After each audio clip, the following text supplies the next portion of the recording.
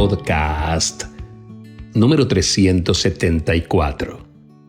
Los niños de mi generación nos criamos con un compendio de reglas que nos teníamos que aprender muy bien. Si las aprendíamos y las poníamos en práctica, se nos podía clasificar como niños bien educados.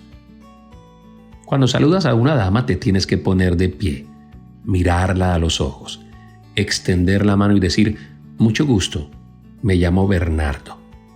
A los hombres no es necesario ponérseles de pie. Las niñas se deben sentar con la pierna cruzada, cuidando no levantar la falda, pero los niños no. No se puede llorar en público. Si se ríen, hay que hacerlo mesuradamente, sin explosiones que excedan los decibeles adecuados. No interrumpir la conversación de los adultos. Se debe levantar la mano para pedir la palabra y esperar si el adulto quiere darla. De lo contrario, tu necesidad o tu pregunta no podrá ser formulada. Si vas al baño, no puedes decir así. Tienes que decirle a mamá que quieres ir a cortar una flor. Los niños no deben llevar ropa rosada sino azul. Las niñas, si llevan azul, debe ser tenue, más o menos como un celeste. En la corte de Luis XIV, dentro del Palacio de Versalles, existían reglas, protocolos y trabajos que excedían la ridiculez.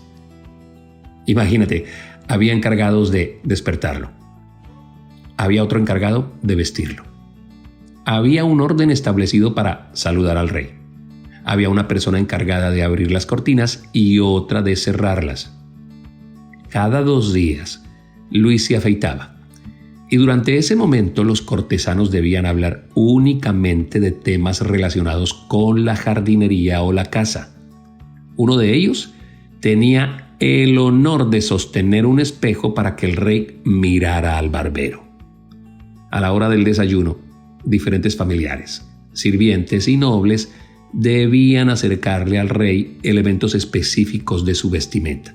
Así, por ejemplo, el corbatero de la corte debía hacer el nudo de la corbata, pero el maestro del guardarropa era quien tenía el encargo de colocarla.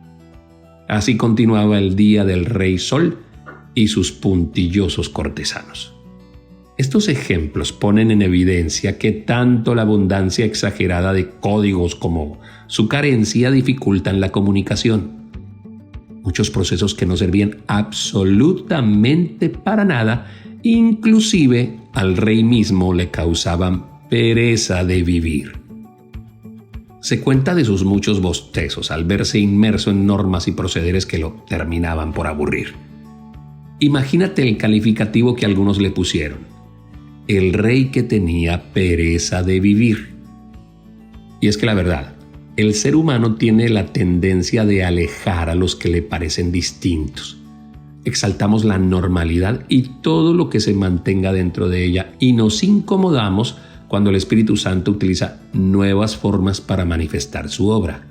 Dímelo a mí, que soy continuo blanco de las críticas de aquellos que creen que para ser pastor primero debería abandonar mi labor como comediante.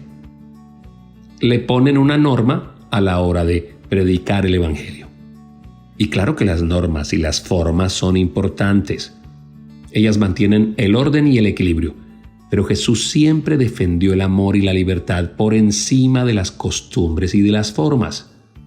Eso fue lo que criticó de los fariseos, quienes se fijaban en las normas, pero descuidaban el amar al prójimo. En Romanos capítulo número 14, el apóstol Pablo nos llama a mantener ciertos procedimientos, porque hay cristianos débiles en la fe a los que les seríamos piedra de tropiezo si nos ven comiendo esto o aquello. Los llama débiles. Los llama débiles en la fe a esas personas que creen que tenemos problemas con Dios por lo que comemos o por lo que bebemos. O realizamos una labor en un día en que no se debe hacer, o lo hacemos de la manera indebida sin cumplir los códigos morales para hacerlo. Para ellos, todo tiene una regla, un protocolo y un encargado. He encontrado y he estado en iglesias y ministerios en donde todo está hecho para que nada se haga. La iglesia se divide en tantos departamentos que sus respectivos encargados, al final, se parecen más a empleados de una entidad del gobierno que fieles y humildes sirvientes de una casa de servicio al prójimo. Y es que hay gente que para todo en la vida tiene una regla. O como algunos decimos, hay gente que para cada solución tienen un problema. Te leo Romanos capítulo número 14, versículos del 13 al 22. Por lo tanto, dejemos de juzgarnos unos a otros. Más bien, propónganse no poner tropiezos ni obstáculos al hermano. Yo de mi parte estoy plenamente convencido en el Señor Jesús de que no hay nada impuro en sí mismo. Si algo es impuro, lo es solamente para quien así lo considera. Ahora bien, si tu hermano se angustia por causa de lo que comes, ya no te comportas con amor. No destruyas por causa de la comida al hermano por quien Cristo murió. En una palabra, no den lugar a que se hable mal del bien que ustedes practican, porque el reino de Dios no es cuestión de comidas o bebidas, sino de justicia, paz y alegría en el Espíritu Santo. El que de esta manera sirve a Cristo agrada a Dios y es aprobado por sus semejantes. Por lo tanto, esforcémonos por promover todo lo que conduzca a la paz y a la mutua edificación. No destruyas la obra de Dios por causa de la comida. Todo alimento es puro. Lo malo es hacer tropezar a otros por lo que uno come. Más vale no comer carne, ni beber vino, ni hacer nada que haga caer a tu hermano. Así que con la convicción que tengas tú al respecto, manténla como algo entre Dios y tú.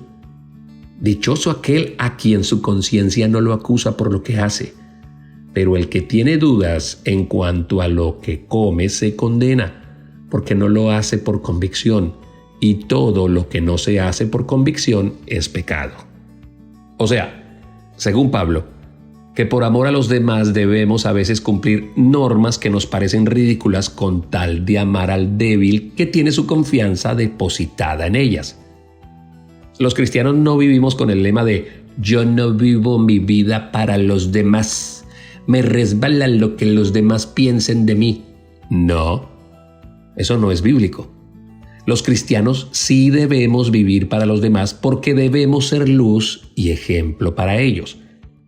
La única manera en que yo no le cumplo los estándares que me quieren implantar las demás personas es cuando me incitan a ir en franca rebeldía a los principios de Jesús.